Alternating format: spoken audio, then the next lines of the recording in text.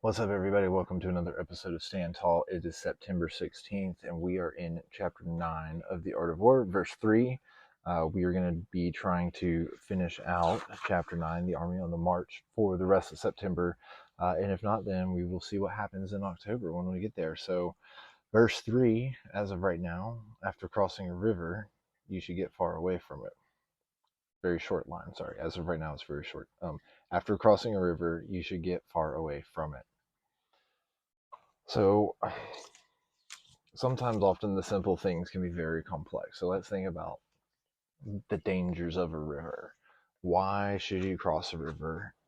Maybe somebody's using it as like a supply line and they might come down, or a scout might see you, or something like that. But in the alternative version, and this might add some insight, when cut off by water, says Master Sun, always stay away from the water. Do not meet them in the water. It is advantageous to let them half of them cross and then attack them. Cao Cao and Li Quan both say that you induce the enemy to cross over. I guess that's kind of like it's just like a standoff, you know. Stay away from it. Don't fight in water. I think that might just be kind of like hey, here's some advice on this kind of situation. I think there's a little bit more depth to it, but maybe there's not. So let's see. Let's go over to the Daily Stoic in September 16th. And this is Ryan Holiday and Stephen Hanselman. So guys, check it out. Anyone can get lucky, not everyone can persevere. Success comes to the lowly and to the poorly talented, but the special characteristic of a great person is to triumph over the disasters and panics of human life. Seneca on Providence 4.1. Perhaps you know people who have been extraordinarily lucky in life. Okay, so first, success comes to the lowly and poorly talented, but the special character is the great person to triumph over disasters and panic. So as soon as you cross that river, is like the triumph over disaster. You overcome and you distance yourself from it. You don't let it define you.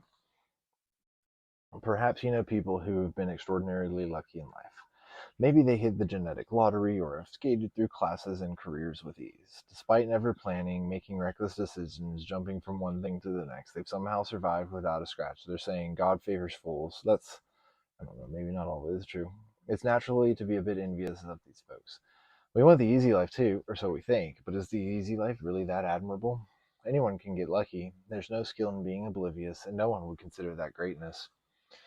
On the other hand, the person who perseveres through difficulties, who keeps going when others quit, who makes it to their destination through hard work and honesty, that's admirable. Okay, so keeps going when others quit. That reminds me of an Alex Hormozy tweet, I guess, from one of his books that I'm reading.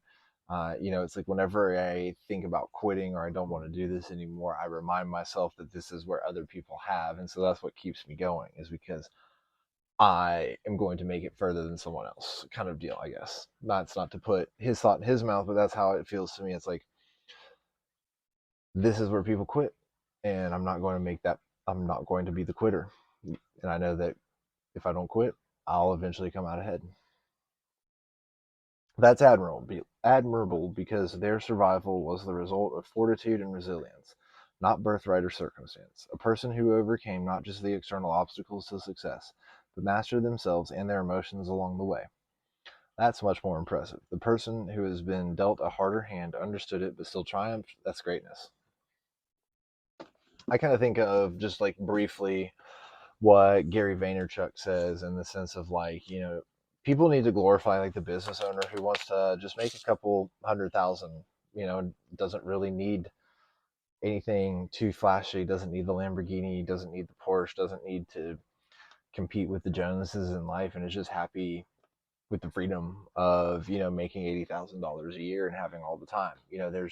Um, there's too much pressure on performance culture, and it's just like, yes, okay, God favors fools, but that's not always true. It's just work hard, but enjoy life. And I think that when you are cut off, oops, I just lost my spot. When you are cut off by the river, or you have just crossed the river and you need to distance yourself from it immediately, then that's one of those situations that's metaphorical for, if you get knocked down, you got to get back up, and you just got to keep going. You just got to keep not quitting, keep standing tall.